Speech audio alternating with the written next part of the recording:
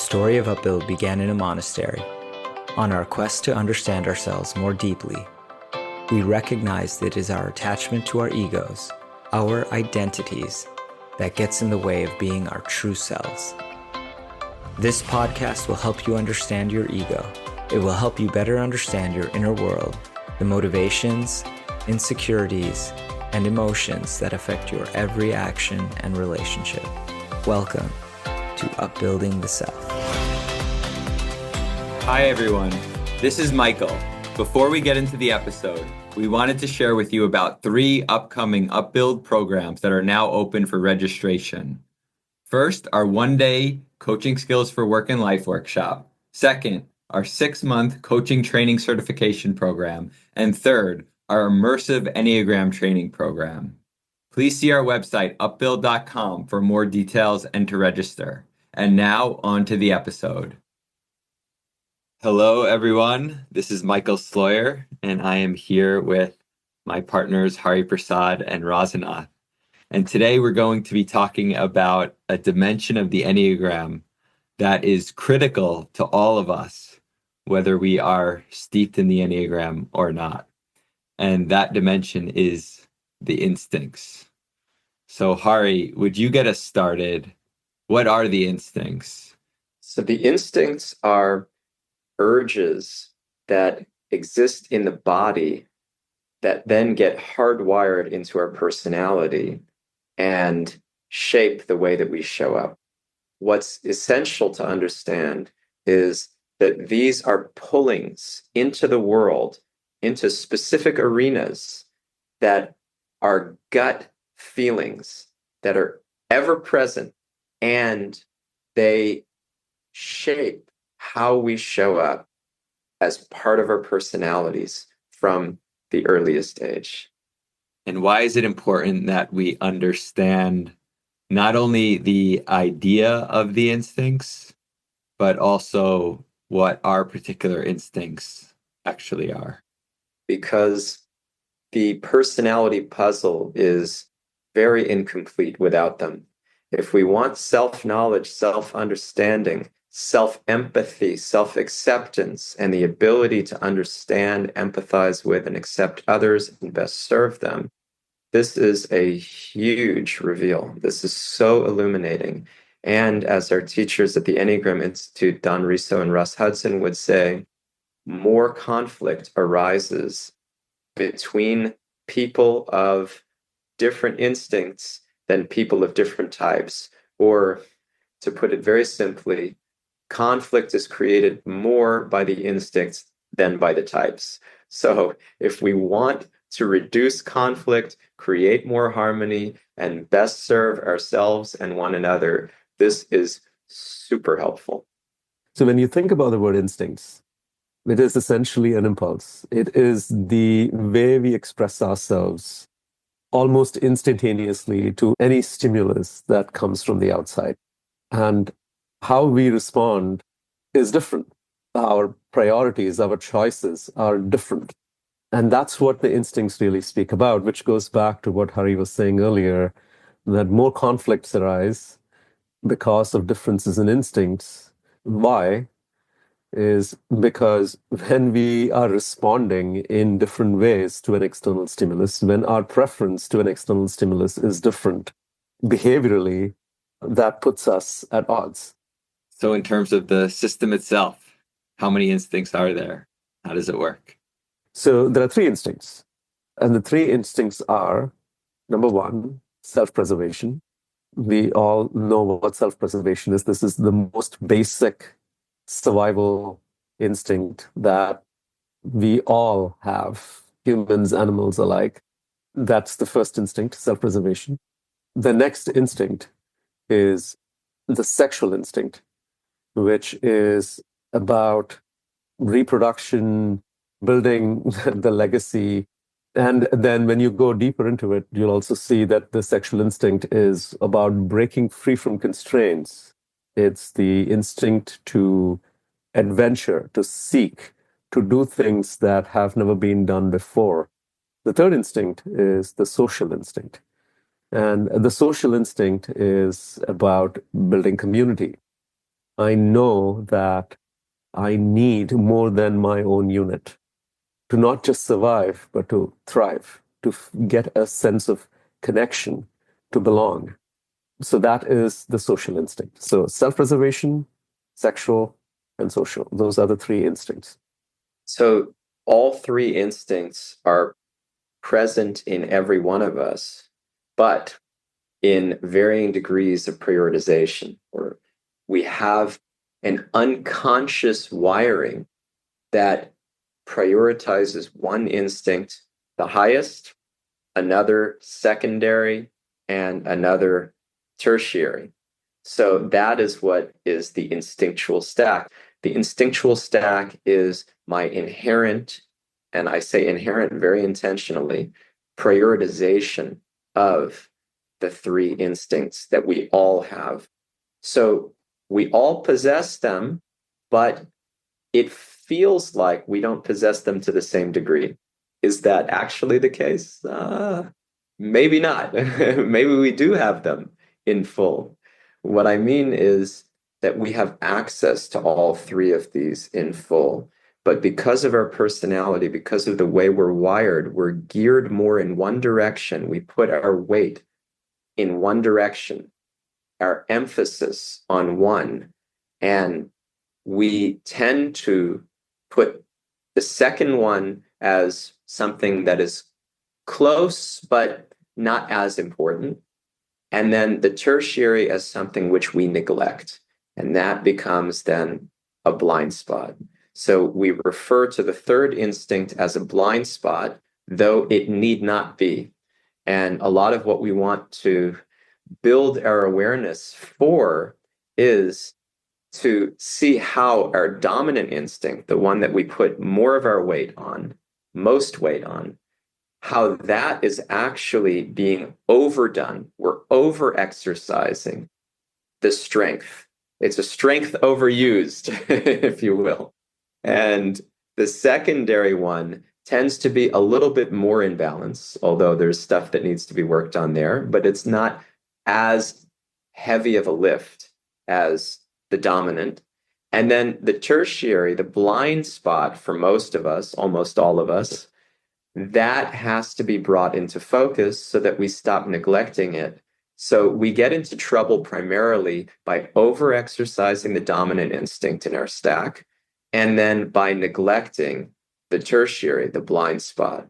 And so we want to bring these instincts more into balance, understanding what they are, what our inherent prioritization of them is, and how to best leverage each of them, which are accessible to all of us. We have all three, and no one is better than any other, just as with the personality types in the Enneagram, no one is any better than another.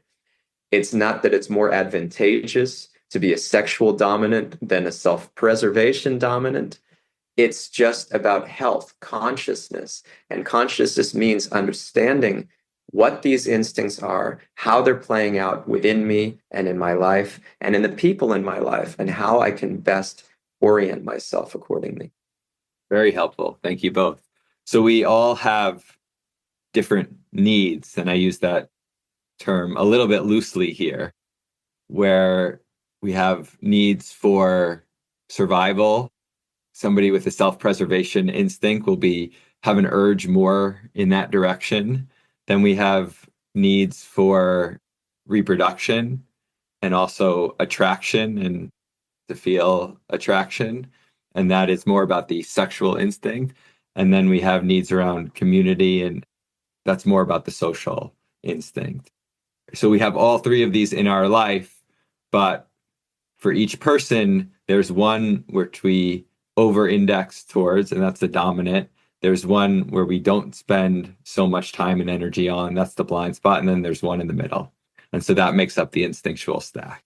The caveat here is what Rasanath gave us in terms of survival. And in a way, all of them relate to survival, most viscerally the self-preservation instinct, but survival of the species, if you will, right, for sexual. And survival also is best served in community. That's why you see even amongst the animals, right, herds, packs, They're flocks, right? Because community helps to ensure survival. And as Rasanath mentioned, also thriving, that there's a greater experience of life. The quality of life is better when it's not just me and I'm on my own.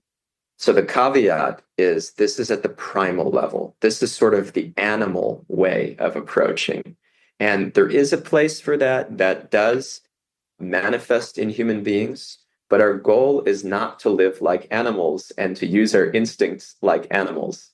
We want to use these instincts to elevate our consciousness.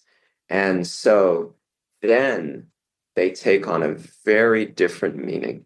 As an example, the self-preservation instinct becomes about really doing the needful to take care of myself with minimal dwelling on that, just doing my responsible work to make sure that I can exist in this world and take care of the people that I'm responsible to in a spirit of service, leveraging my capacity and my inclination in a very beautiful way.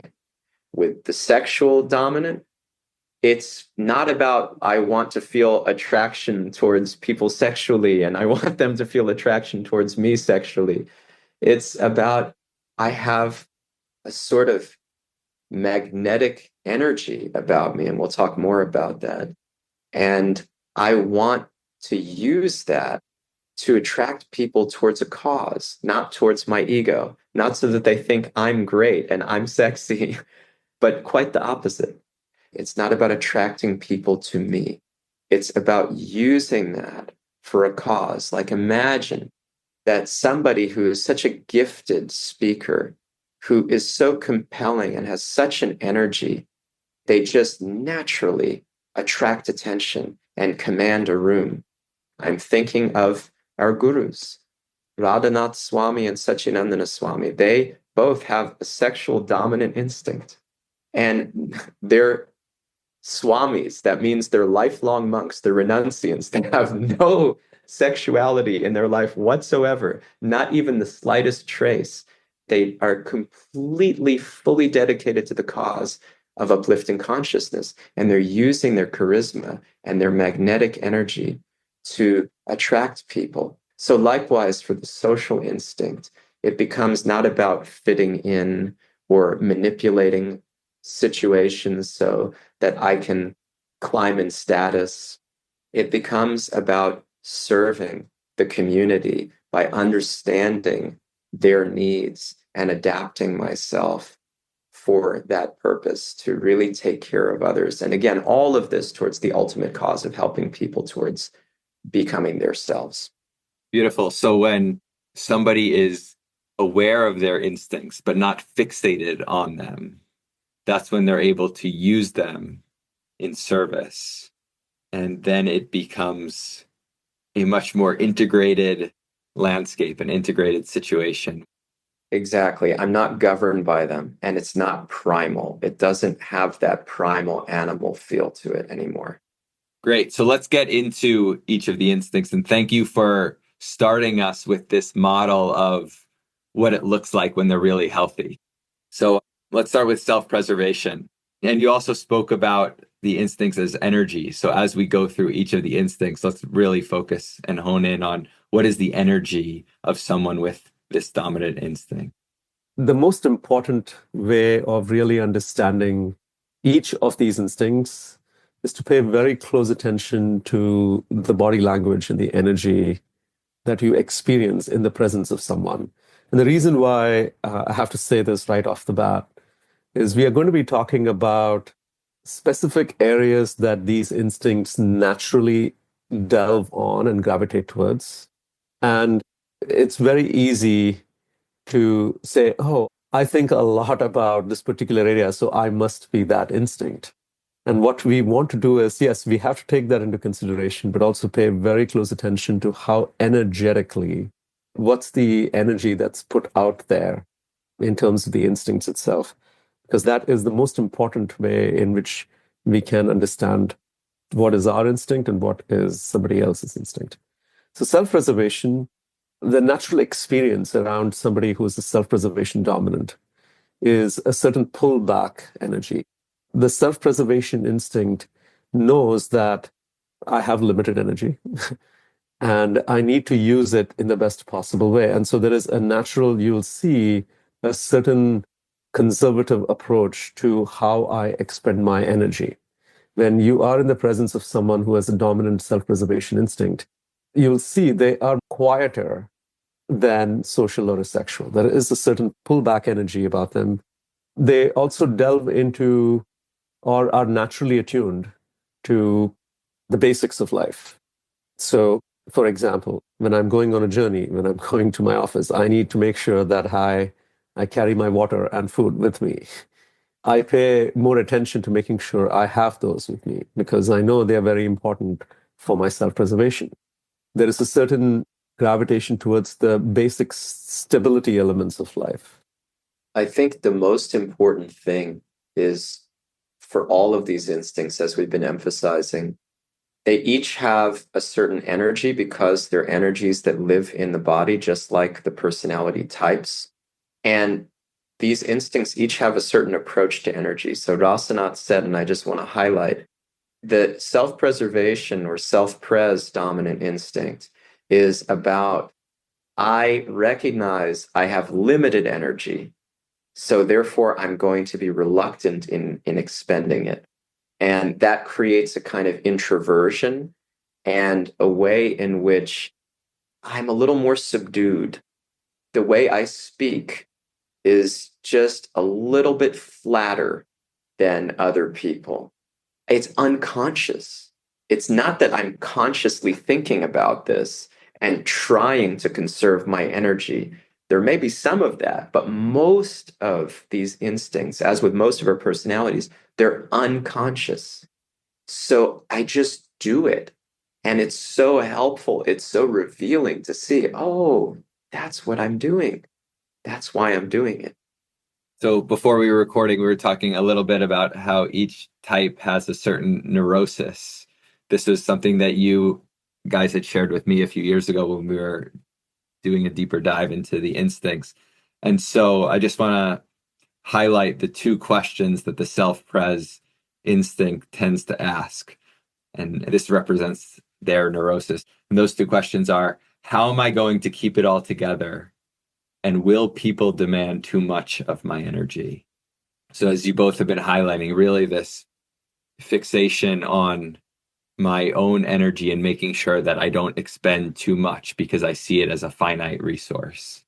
Will people demand too much energy from me is, as Hari mentioned, you will see how, again, it's not something that I'm very conscious about.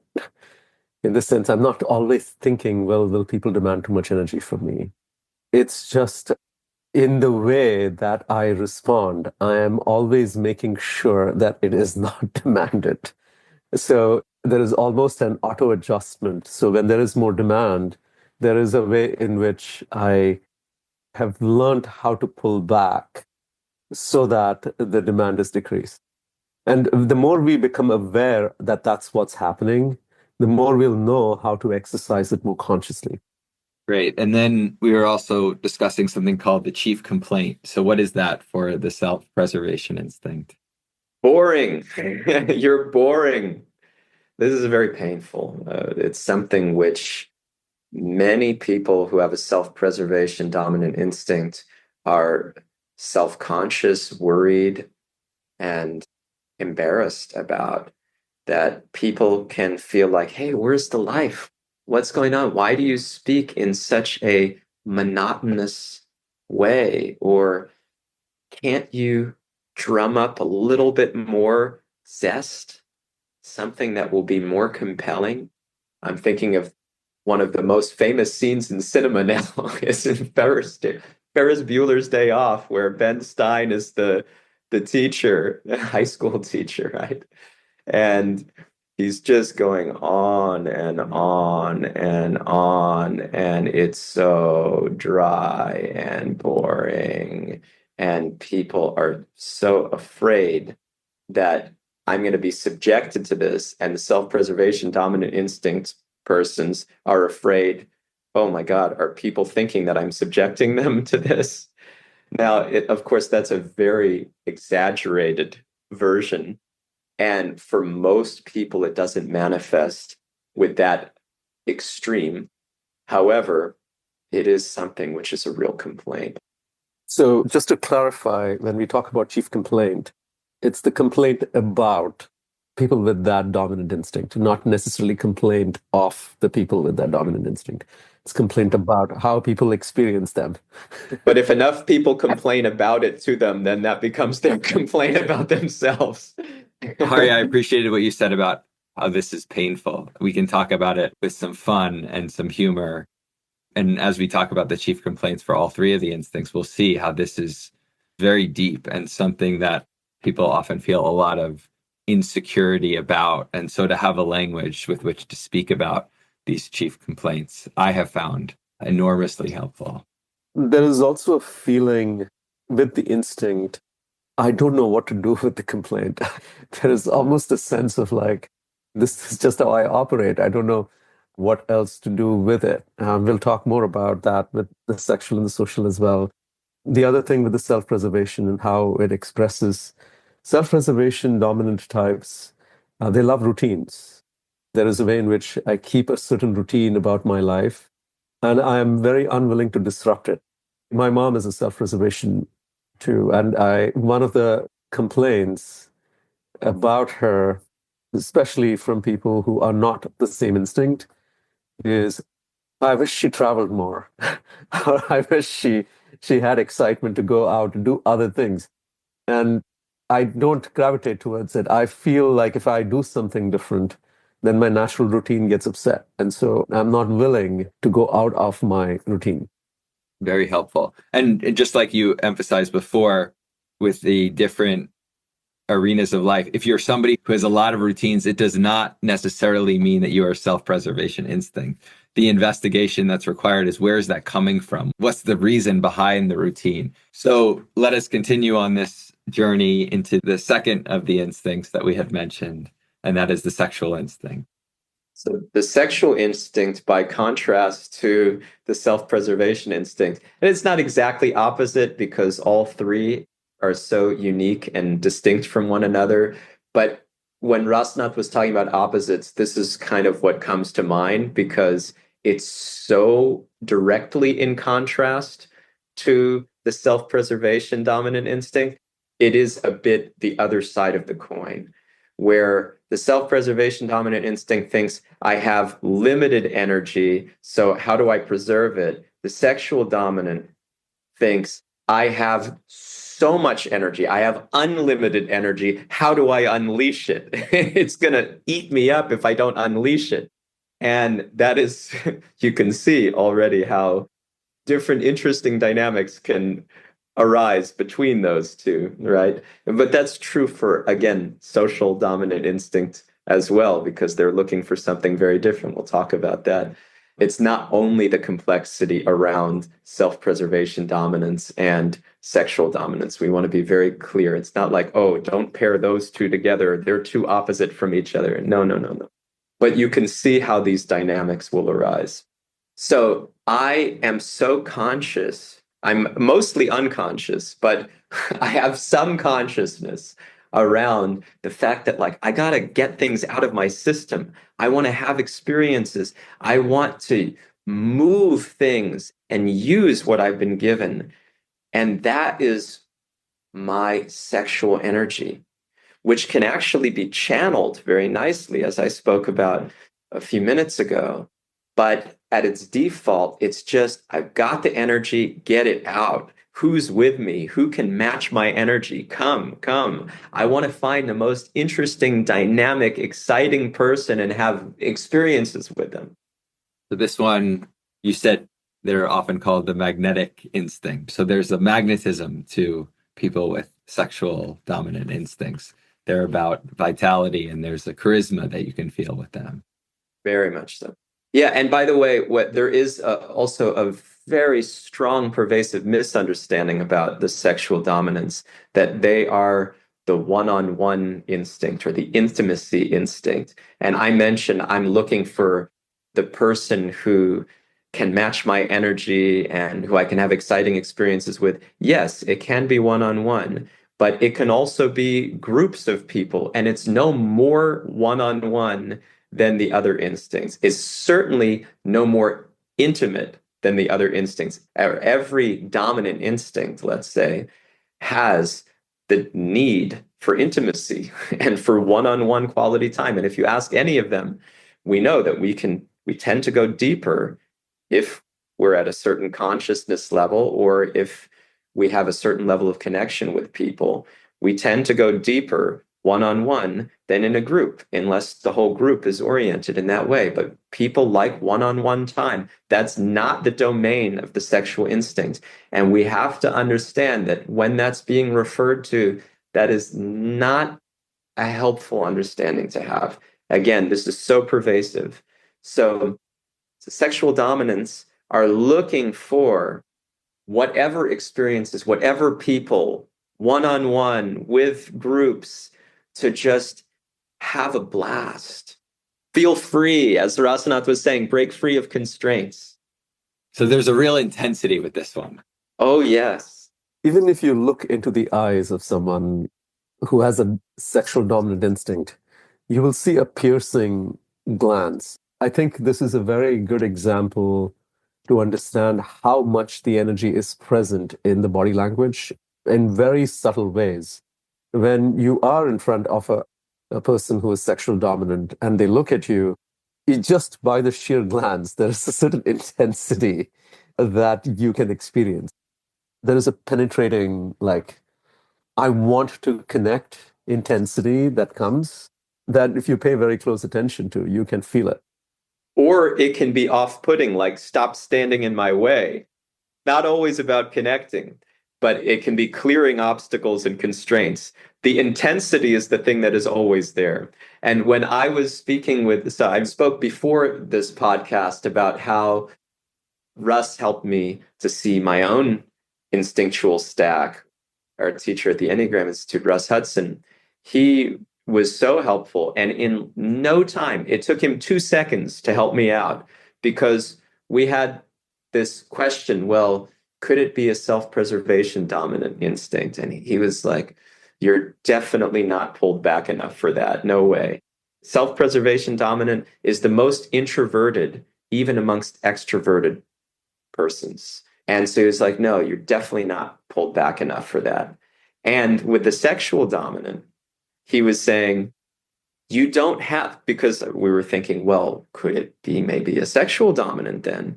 It's like, you definitely don't have enough of that intensity. It's much different energy. So the sexual dominant, you can pick it out right away if you're sharp. If you really get attuned to these things, you can see, oh yeah, that's the intensity. I see it. I feel it. It's emanating from the person. And I can share, as someone who is a sexual dominant myself, that it's not only the gaze that people are seeing of me, it's when I walk into a situation, I can actually feel that gaze myself. And there's a particular energy with other people who have some sort of strong energy to them. And it's male or female, regardless of my own sexual preferences. It's towards both male and female. And there was this one experience where I walked into a room and we were all standing and facing, and there was this really tall, strong man with a ponytail. And it was like my interest in this person was just like, there was literally a laser, and I was like, this is my sexual instinct. And it had nothing to do with being sexually attracted to this person, but there was just this magnetic attraction between me and him. And maybe he was a sexual dominant as well. Very likely. That's a fantastic piece of this, and such a wonderful personal example. Yeah, that's exactly right. There's an antenna for that other energy, and especially for those who have a sexual dominant, or at least who have more of that energy coming out. So maybe it's their second, but usually it's towards other sexual dominant instincts. And the antenna is just like, okay, where is it? Where is it? Where is it? And then boom, okay, here we go. We can match each other's energy. So that's for people, and then that's also for experiences. Also, with the sexual dominant instinct, you are gifted with high energy. There is a way in which you can go for a very long time. You can perform at a certain level for a very long time. It's sustained intensity. Others might find hard to match up, but it's also a gift in the sense that you can go for very long periods of time without necessarily resting on the same intensity level. So we were talking about routines earlier.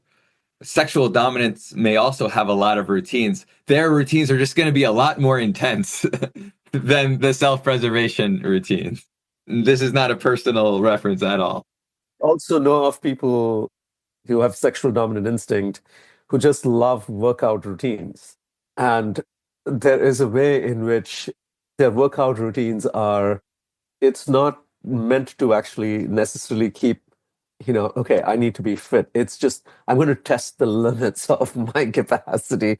My workout routines are usually, I need to push the ante. Like, I need to lift a certain amount of weights. There's certain intensity about how I perform my routine. It's designed for intensity.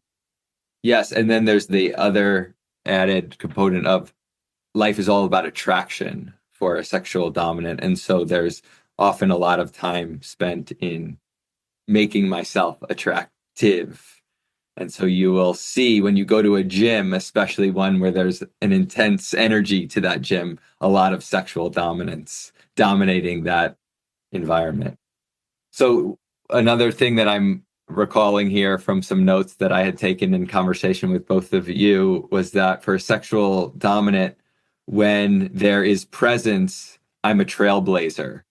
And when I'm without presence, I'm simply blazing. Yeah, the sexual dominant is the most flamboyant of the three dominant instincts. It's very much broadcasting. Look at me, look at me, look at me. And again, putting out my energy and drawing people's attention. So when I'm present, it means I'm conscious, I'm aware, I'm grounded, I'm intentional. So with presence, I can trailblaze into new territories. I can use the gift of this explorer, adventurer quality and the kind of grit that comes with that. The neurosis, the two questions we have for sexual are, am I experiencing everything that life has to offer? And am I living up to my charisma? What's the chief complaint that people have about the sexual instinct, if that wasn't obvious enough already? The chief complaint about the sexual dominant instinct is you are too much. It's too loud. And I am struggling to just handle your presence. It's so intense. Tone it down. Now, this is also a point of great pain for the sexual dominant instinct, just as we said about the self-preservation dominant instinct. Sexual instinct persons feel like, I'm just being how I am. I wasn't trying to clobber you or be too much for you. And yet, without awareness, the way that they come across, it's so intense that it doesn't leave space, and it can make other people really feel like, oh, help me, help me. So it takes that awareness to really be able to see what is the effect that I'm having and what are the alternatives. There is another way. You don't have to change your being. The way that you are is not the problem. That's a gift. But to be able to see how it's playing out in you, why it's playing out in you, and how it's affecting other people, then you can channel it and modulate and use the energy in a very healthy way, in a very wonderful way, so it doesn't overwhelm other people.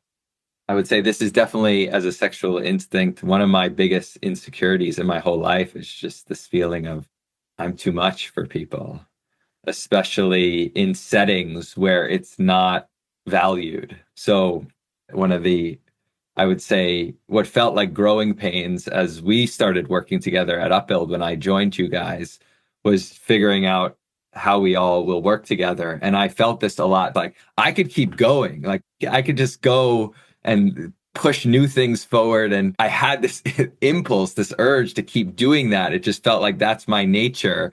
And then I was also starting to notice, well, it must be really intense. And I know it can be intense for other people dealing with me to feel like, well, this person's just not going to stop until we fall over. But it doesn't feel like that to me. It's not, I'm not tired. Beautiful. Yeah. Thank you for sharing that. For the sexual dominant person, they have so much. They just want to use it. And they have to use what they have, but in a constructive way that's sensitive to where other people are at. You mentioned also where it's not valued. I think this is a really interesting thing. So our society tends to value the sexual dominant instinct more than the others. If you look at the people who are famous, they have a lot of the drive of the sexual instinct in most cases. And if you look at fields that draw our attention naturally and who's prominent in them, business, Hollywood, right? Wall Street, sports. You even mentioned both of your gurus who are famous, but they're not in the typical way that people get famous in society, but there's something about their charisma and their energy that actually allows them to be that way. Exactly, exactly. And it can be used in that way for the greatest good. But it also carries this other side to it, which is like it becomes just a spectacle. And you see so many celebrities who are just flexing their sexual instinct. And then you see people posing on magazine covers and literally just oozing the sexual instinct out. Look at me, look at me, look at me. I'm sexy, aren't I? It's so primal. It's so primal. It's so unattenuated and not channeled. It's just giving people what they want at their most base level without examination, without understanding. So we have to actually rein that in and use it positively, and also be aware arguments very intense with sexual dominance. So that also has to be understood and tempered in a way that will best serve people. Okay, the energy is not the problem. The energy is wonderful, but then it has to be conscious. We have to be conscious of the energy so that it's not governing us. Okay, great. So let's move on to the third of the three instincts that we've mentioned, and that is the social instinct. The social instinct is about matching energy. I look at how much is coming my way, and I want to meet that energy where it needs to be met.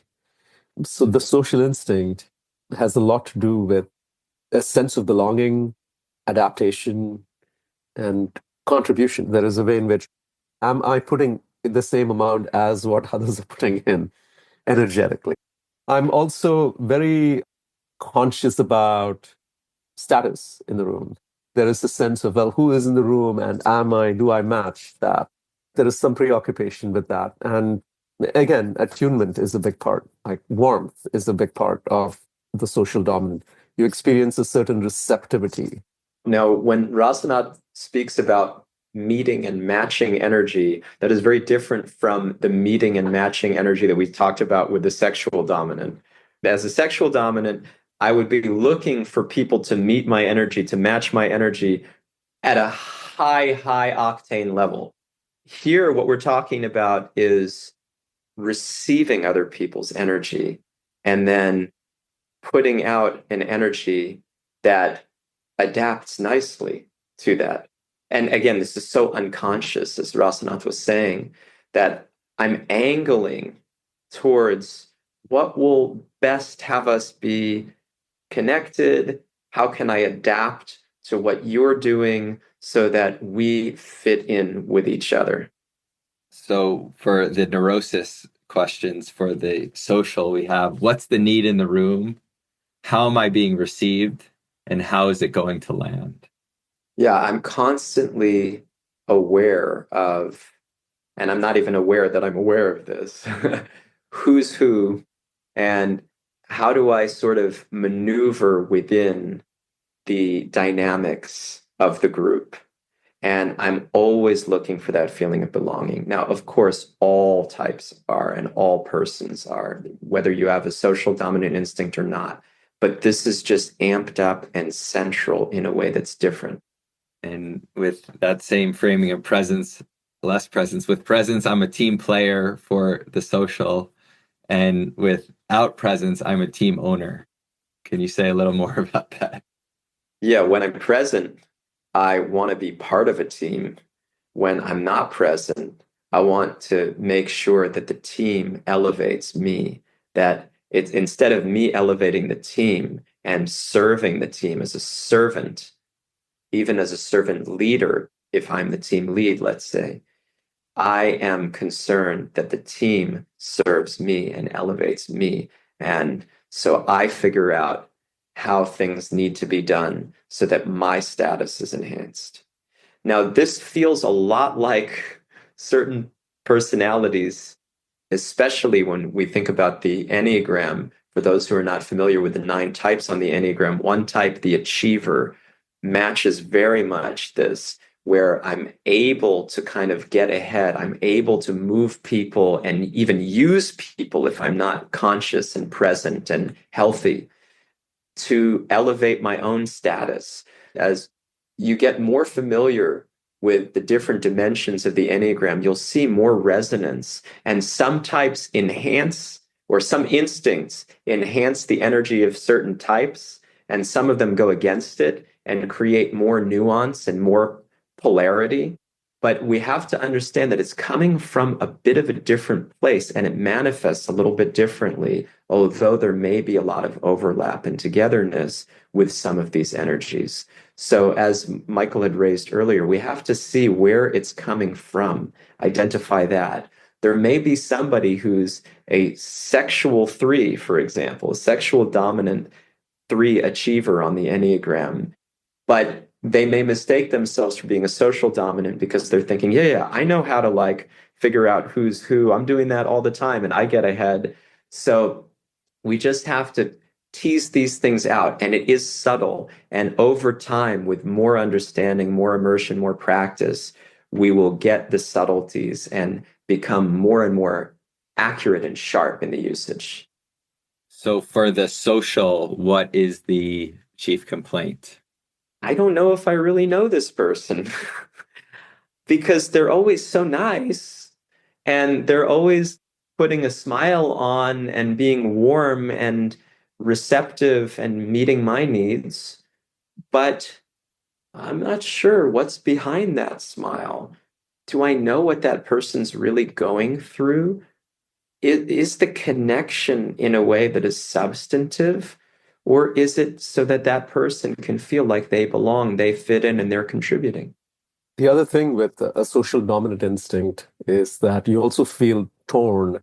So you're trying to meet everybody who is in your life. You get this experience that my energy is very split. So if you are a social dominant in a relationship with a sexual dominant, yeah, match me.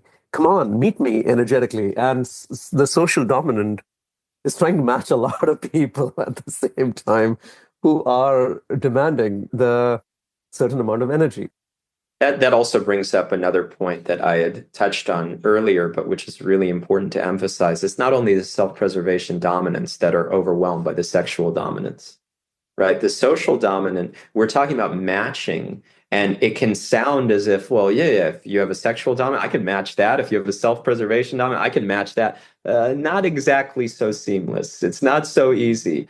I am matching in terms of what I have that can work the best I can make it work, but I also get tired. I also find that, oh my God, I don't have that kind of energy as the sexual, and certainly not all the time. And I can't just put on a show nonstop like that. That's not me. So the social dominant can be also very sensitive. How am I being perceived? And also I'm trying to be warm and trying to like be inviting, and you're coming down and like, that's so intense. I don't know what to do. It can also go the other way. You might think that, all right, so with a self-preservation dominant, that might be easy because I just need to match. The interesting thing that we have to note about the social dominant is there is a certain floor and a certain ceiling. I operate in a range.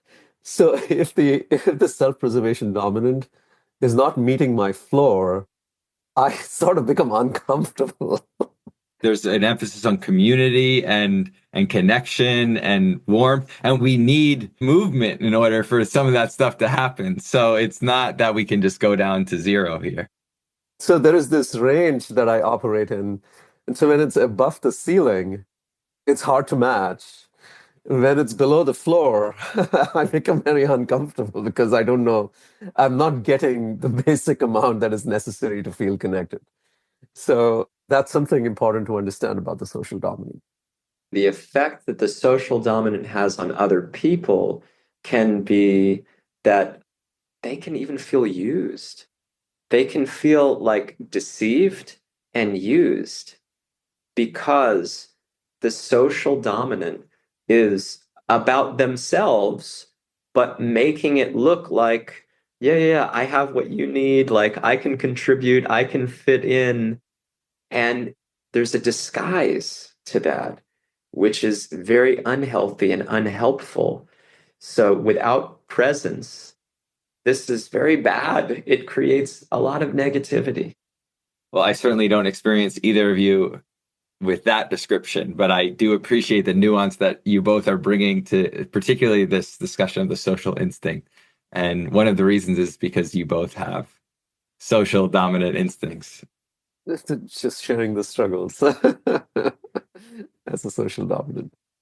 Excellent. So I really appreciate the nuance and depth that we've been able to go in for each of these three. Now I want to do something where we go a little bit faster, and just so that we can highlight for a single personality type what it looks like for three different dominant instincts. Let's look at the example of the type 3, the achiever. What does a type 3 typically look like when they have a self-pres dominant versus a sexual dominant versus a social dominant? So a 3 with a self-preservation dominant instinct is somebody who is naturally extroverted by dint of the 3 energy itself. So the personality type brings an energy of extroversion, but that is counterbalanced in a strong way by the very introverted leaning instinct of self-preservation. So I feel more pulled back, and I like to sort of pull the strings from behind the scenes. So I can run a business. I can create spreadsheets and make sure that everything runs, and nobody has to see it because it's exhausting for me to be in front of people all the time like that. But I know what needs to be done, and I'm profiting off of it. And I like that. So there's a different feeling than the classical 3 who is more extroverted. But it's like, okay, you know what? Let somebody else be the face. I will be a little bit more pulled back. But still, people know that they can't do without me. I'm the success here, okay? They can trace the glory back, but it's not front and center. Yes, exactly. And sometimes they also like to be front and center, but it's less of the natural tendency as with the other 3s. So they can do it and they may like it, but there can be some overwhelm and some resistance to it. And it's not that they're geared as much that way. I'm thinking that they probably like having articles written about them as opposed to being presented on stage for something that they would then be in front of a lot of people for. Yeah, I think that's generally true. Again, like a self-pres 3 can recognize the need of the hour and perform, and they still have that in them, and they can adapt to the circumstance and get a thrill from the validation. And especially when we understand how the other instincts play out and how they can use the other instincts, it's not strict, but that is a helpful portrait at a very basic level.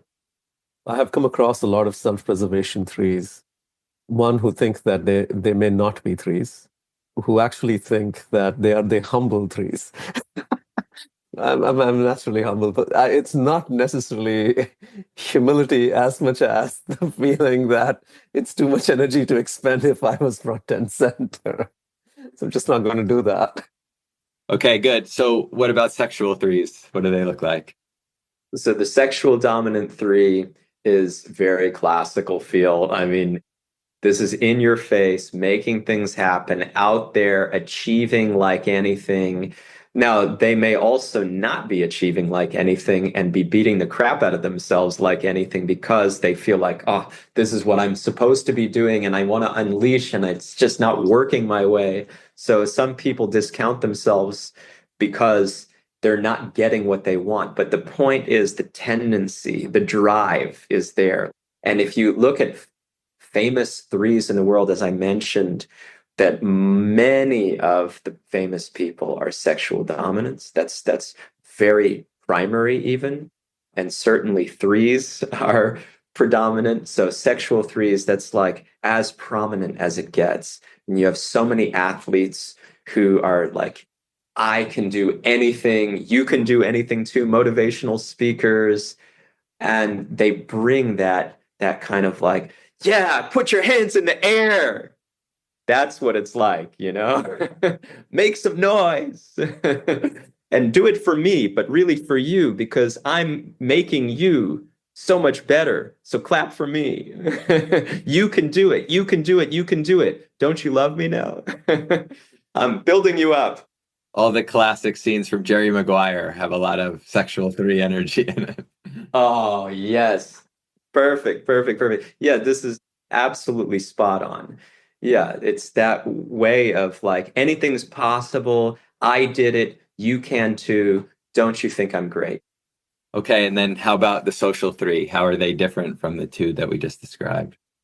The social three, it's also classical in a way, but a little bit more like it's all about modulating to exactly what will be most helpful in any situation. And it's a little bit more kind of sensing than like bringing my energy. So the threes naturally are sensing and kind of seeing what will be valued, what can I do? But the sexual dominant threes, they lead off with like, I know I can make this work if I just bring my full energy. People will love it. So some of that sensing energy gets overtaken sometimes, not always, but it happens that that can be overtaken. For the social threes, it's very, very careful and cautious and very like, okay, what's going to work now? Okay, I can adjust like this and adjust like this. Again, all threes are doing this, which is what makes it a bit classical. And social dominants are extroverted, by the way. If that hasn't been clear, social dominants are extroverted by nature.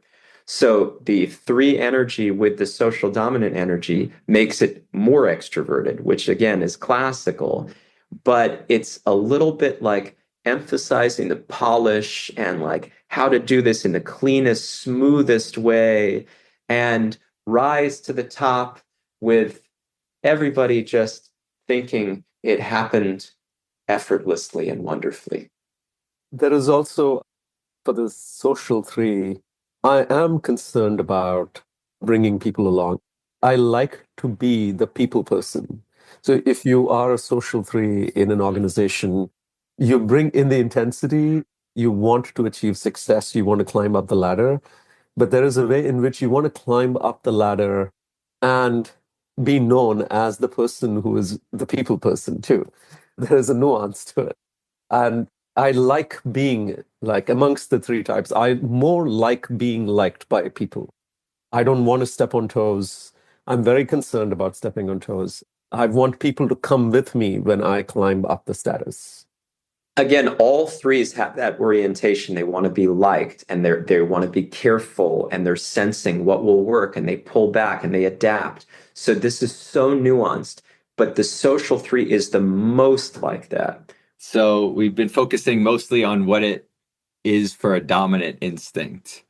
So let's look at the blind spot now. So When somebody has a blind spot in an instinct, what does that really mean? I can speak for the self-preservation practical experience of it. For the self-preservation, when you have a self-preservation blind spot, there is an unconscious neglect of the most basic things of life, like eating a breakfast.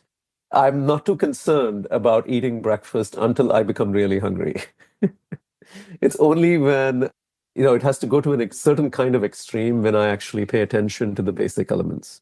So there is a neglect of potential, like bodily needs. I have to use the bathroom. I had been wanting to use the bathroom for the past 3 hours, but I just keep putting that away until it's like, oh my gosh, my bladder is really bursting. I need to use the bathroom.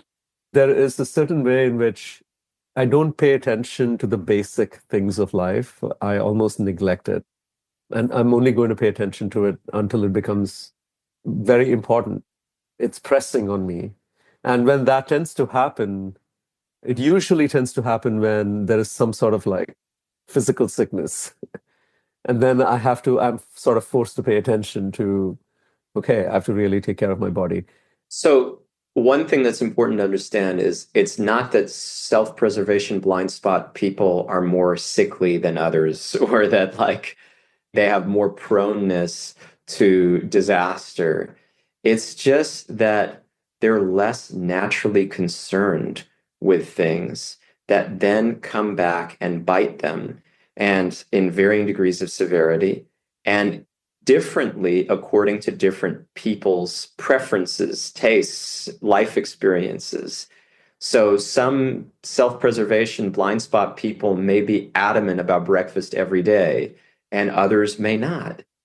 Yes, I am one of those people that is a self-preservation blind spot and adamant about breakfast, but it's not so much about the making sure I'm going to survive kind of thing. There's activities and energy that needs to be had and expended, and therefore breakfast is an important part of that. Plus, it's about balance and nutrition and being attractive through quality eating. So there's other stuff going on, but I would say having breakfast every day is something that is a strong, strong focus for me. It's very similar to how we talked about an exercise routine. The orientation towards the exercise routine is very different. So for the self-preservation blind spot, there are reasons why I might approach certain self-preservation elements of life, but my connection to them is coming from a very different place. I don't give myself as much comfort. That's a big thing. Now, I also may have my indulgences and may like pendulum swing and overcompensate, but the tendency on autopilot is I can sacrifice my comfort for the sake of something else that is more juicy to me, right? The social and the sexual elements of life. And when I say sexual, of course, I mean the energetic, not about the act of sex itself or anything to do with sexuality, but that energy in the body that is about intensity, breaking boundaries, and unleashing what I have. So that feels juicy to me, whereas the self-pres stuff, it's like, oh, I got to just check boxes. So I do the bare minimum of what I have to do. That's really what it comes down to for a self-pres blind spot is like, yeah, I check the boxes. I have some pride in it that I do these things. I take care of myself, but I'd rather be doing other things. And I don't always do the best job. I don't always afford myself the comforts. And when something comes back to bite me, when some neglect comes back to bite me, I may be once bitten, twice shy. So that does not mean that I change my instinctual stack. This is very important. It is a fixed stack. It is the wiring of my personality. And you will see this just manifesting differently according to your stage of life, your life experience, and especially your consciousness level. But the stack doesn't change. It's just that when you bring things more into balance, it feels better for you and for other people. But the stack is still the same, and you will still have the gifts of the dominant and have to watch out for the pitfalls of the blind spot. So if I had, a real illness that did occur because of neglect of my body, then I might be really intense that I'm not going to let that happen again. And that does not mean that I become a self-pres dominant instinct from it being a blind spot. Super helpful. I think a key word here is prioritization that we shared earlier on. It's not that we don't have these things when we're a blind spot. It's just that it's not the highest priority. And so to help us become more integrated and healthy, we can bring more focus to our instinctual blind spots, and then they can climb up in terms of prioritization to be closer to the others. Yeah, and from my own life, I can give an example similar to what Rasanath was speaking about. I'm also a self-preservation blind spot, and it is a blind spot. It's not just the tertiary instinct, the third in the stack. It's really a blind spot that I have to watch out for. And when I was in high school, I wrote a poem one night, like really late at night, about how I hate sleep. I just hate it. Why do I have to sleep and waste my time? This is nonsense. What a curse. And in high school, I tried to not sleep. Like, I got away with 4-hour nights often. And, then I would also compensate and sleep for really long periods at different times. But I could get away with 4-hour nights pretty frequently without feeling so much ill effect. When I got to college, that shifted dramatically and I was shocked. I'm like, I'm not an old man yet. What's going on here? But I couldn't do it anymore. Like, it had bitten me in some way. And at that point, I realized I need a certain amount of sleep. Then it was 7.5 hours. Now it's 7 hours. But at that time, I realized anytime I didn't get the requisite amount of sleep, I would just be irritable. I would not be focused, and I would not be able to give my best to myself or others. So it has stayed with me that I have to be pretty serious about getting the right amount of sleep. And I have fears. Even though I'm a self-preservation blind spot, I would still write that poem again. Why do I have to sleep? Even though people would mistake me for being very self-pres about my rest, because I know the consequences are really crappy for me. Do I always get enough rest? No, that's another thing, but I really try. Yeah, so that I think does have to do with your self-pres blind spot, that there's a prioritization of other things, and so it suffers. That's the natural wiring that you have. Okay, great. So let's go to the sexual blind spot. What is going on there? For someone with a sexual blind spot, and going back again to how the sexual instinct works, it's about adventure, it's about breaking boundaries, it's about broadcasting. And if you have a sexual blind spot, you may notice that your capacity for risk taking might be limited. You don't want to push the boundaries too much. They feel like, don't rock the boat, don't rock the boat, don't rock the boat. That's the motto. Like, just kind of cruise through, coast through, do whatever you have to do, but please don't make me get out of this comfort zone. And especially if it's a self-preservation dominant and a sexual blind spot, you'll see that's enhanced many, many times over.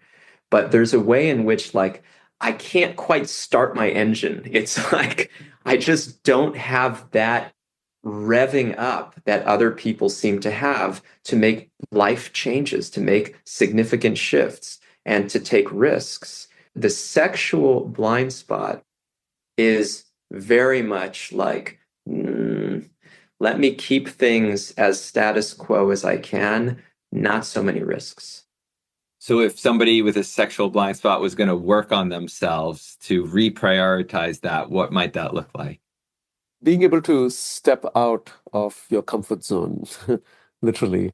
And of course, it can't be done recklessly, but there are areas in your life where you really begin to feel very constrained. And it's important to actually acknowledge and step out of the comfort zone. Experiment is the word that comes to mind. Calculated experiments.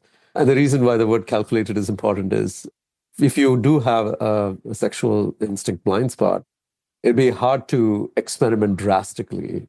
Sometimes that can be helpful, to break the pattern. But if you do have that blind spot, you don't necessarily want to stretch that far. But what will be important is to do very calculated experiments that take you outside of the comfort zone.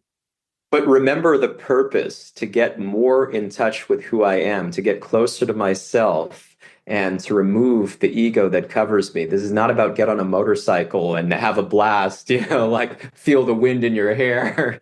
That's not what we're talking about. Okay, it may be nice sometimes to be in a convertible and feel the wind in your hair, and we can relate to the sexual instinct in that way, but that's not the point. That has nothing to do with what we're talking about. Actually, somebody who has a sexual blind spot will never break free in that particular way, Harifasad, as you said. It's quite possible that someone who has a sexual dominant or a sexual secondary, when they have been suppressed externally for a very long time, you will see that their response to that is extreme. Like there is, I just want to like. So that is actually an indication potentially that you don't have a sexual blind spot, if that's the extreme way of breaking free from life. Well, it can also just be from so much suppression or so much neglect that it comes out in a very gross way. Like, okay, going to the tattoo parlor, I'm doing my whole body today.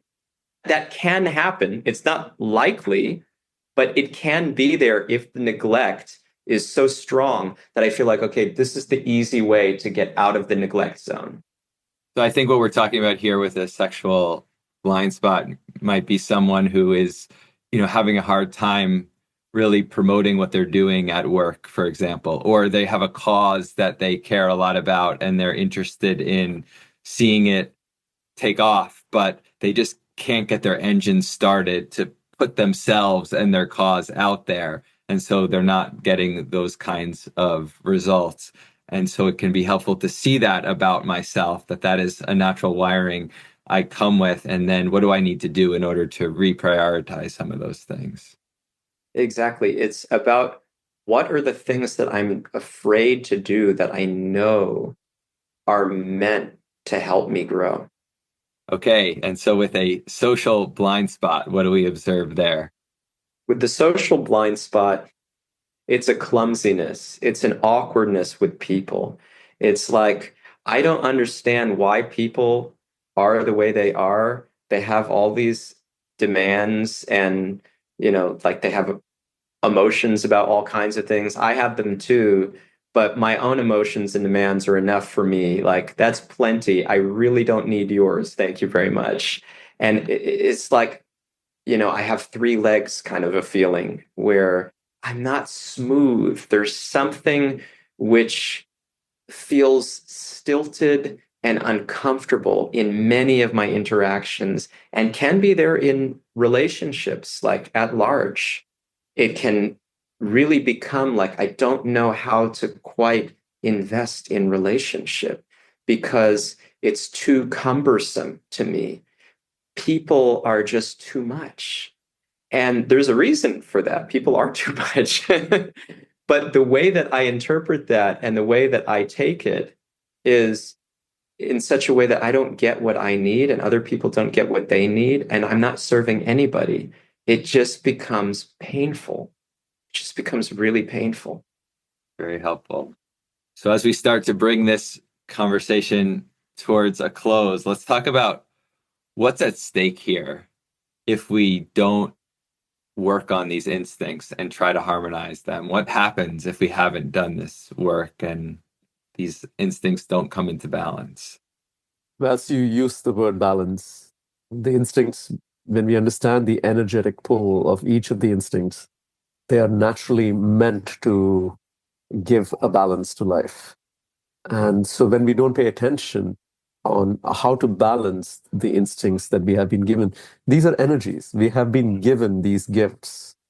It's just like you're underutilizing one of the energies and overutilizing others, which then naturally puts life in a state of imbalance. It produces stresses, and sometimes we can manage those stresses, but eventually they start to erode our energy. And then the other thing that we also talked about is conflict. More conflict arises. Our teacher Russ very emphatically states that more conflict arises in relationship because of the instincts than because of the types. So if your instincts are more balanced, there is a way in which you can understand the other. There is energetic permission and an intentional harnessing of an energy, even when it's not your dominant instinct, to bring that energy, to create space for that energy.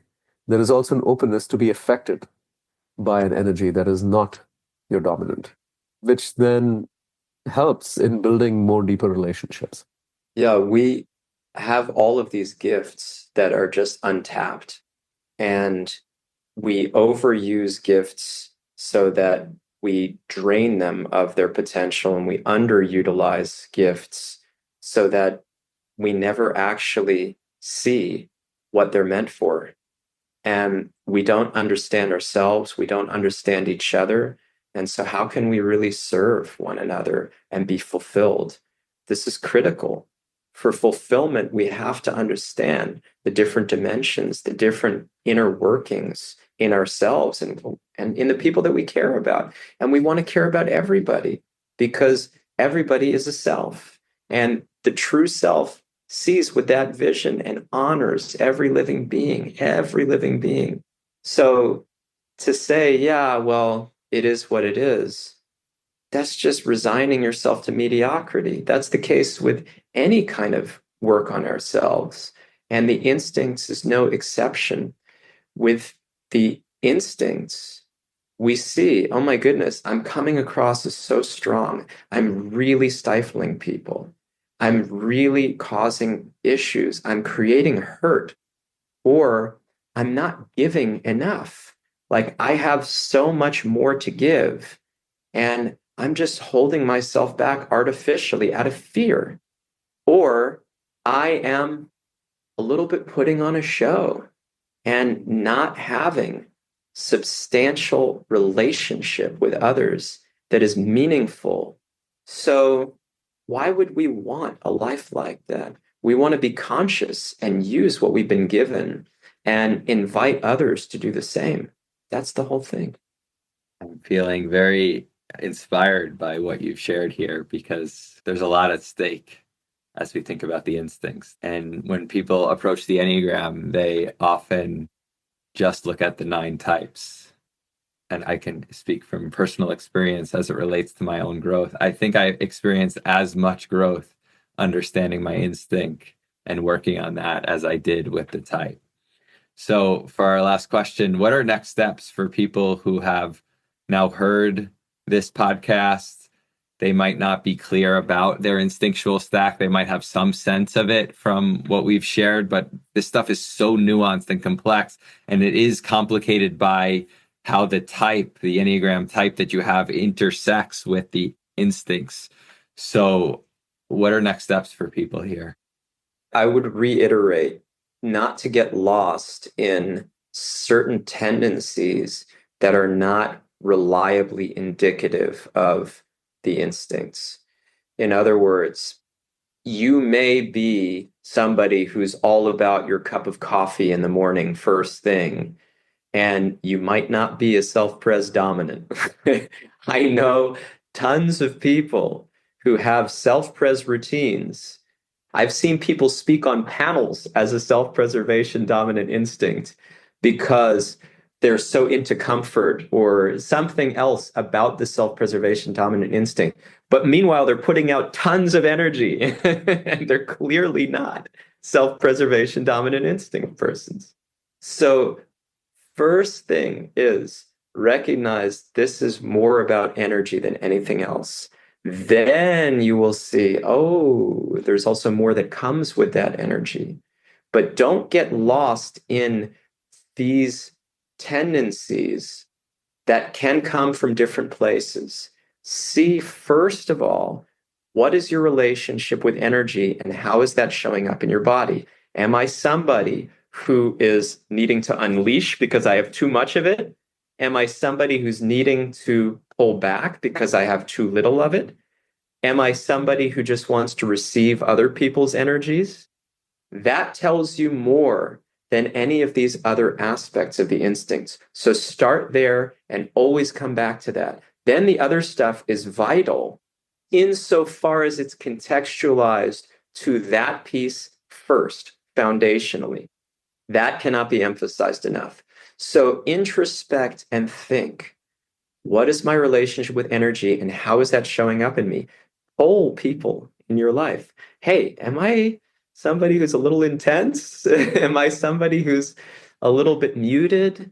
Am I somebody who's a little hard to figure out because I just always have a smile on my face and you don't really know what I'm thinking? And where is that coming from? How does that relate to my relationship with energy? These things have to be brought back to that. That's really the core. And then you'll see from there, how do I have a more healthy and balanced relationship with energy and with the energy I'm putting out or failing to put out to other people? Rasanath, anything you would share on this point about next steps? Given how subtle and nuanced the instincts are, when we really pay attention to it, it heightens our level of self-awareness. And in paying close attention to it, you will realize a lot of things about yourself. You will eventually get to understand what your dominant instinct is. But it is going to force open an entire channel of awareness that potentially doesn't exist right now. And it will be very helpful to see what that stack is, the secondary instinct and the tertiary instinct that we don't want to be a blind spot, but which by default is a blind spot. And we can see more insights about how the stack plays out. For example, the secondary instinct is a support for a vacation from the dominant. That means that I use my secondary instinct in such a way to enhance my experience with the dominant instinct. So like if I'm a sexual dominant with a social second, I use my ability to fit in and contribute so that I can broadcast my energy and get more people to fill me up with this intensity. And the vacation from is when I get so sick and tired of just like all the time, putting out my energy. I need to take a vacation. Let me just chill with some nice, warm people, and that'll be great. So the secondary is a support for or a vacation from, and it works both ways. And then, of course, we spoke a lot about the tertiary, which becomes the blind spot. So be aware of all these dynamics. We're building our self-understanding. It comes gradually the more we're aware of these dimensions. Beautiful. Well, the only thing I would share on top of that is it can be really helpful to talk to people who are very well versed in the Enneagram about your instinctual stack and particularly how it relates to your type, and to be able to flesh out some of these nuances. This is not a journey that any of us would have been able to take alone. So to be in association with others and to get guidance from others as we're doing the work to really understand ourselves is critical. So thank you both for this conversation. Thank you both for teaching me about the instincts over the years. And I'm sure there's a lot more to come on that. So very grateful to both of you. And thank you everyone for your attention and your presence throughout this conversation. Thank you for listening to Upbuilding the Self. Upbuild is a leadership development company that offers workshops, coaching, and other services to help you on the path towards being your best self, free from the shackles of the ego. To learn more about our work, visit our website, upbuild.com, and sign up for our newsletter to gain access to podcasts, reflections, and upcoming events. If you enjoyed this episode, please go to iTunes to leave us a review so that others can find and benefit from the podcast. We look forward to being with you again next time.